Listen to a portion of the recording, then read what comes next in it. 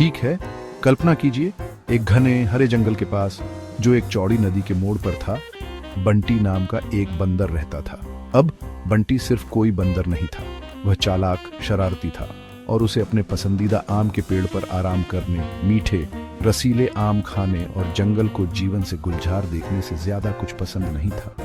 एक धूप वाली सुबह जब बंटी अपनी डाली पर सबसे पका आम खा रहा था, उसने नदी के किनारे किसी नए को देखा। वह कालू था, एक भूखा मगरमच्छ जो बंटी और उसके आम की दावत को लालच भरी नजरों से देख रहा था। एक दोस्ताना हाथ हिलाते हुए बंटी ने आवाज लगाई, अरे दोस्त, क्या तुम ये आम आजमाना चाहोगे? ये बहुत मीठे हैं। कालू हैरान लेकिन उत्सुक होकर ऊपर आया। उसने एक निवाला लिया और ओ बॉय, उसे मजा आ गया।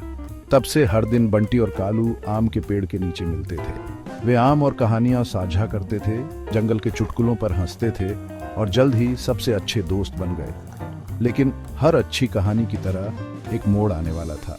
एक शाम कालू की पत्नी ने कहा, अगर वे आम इतने मीठे हैं तो उस बंदर का दिल कितना मीठा होगा। मैं उसे छकना चाहती हूँ। अब बेचारा कालू मुश्किल में पड़ गया था। वह अपने दोस्त को चोट नहीं पहुंचाना चाहता था, लेकिन वह अपनी पत्नी को ना भी नहीं कह सकता था। तो भारी मन से उसने बंटी से पूछा, अरे दोस्त, तुम मेरे घर क्यों नहीं आते? मेरी पत्नी तुमसे मिलना पसंद करेगी।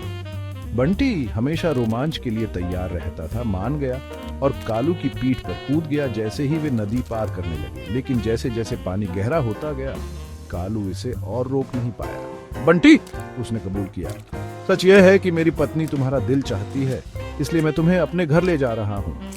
अब बंटी छोटा हो सकता था, लेकिन वह बहुत तेज था।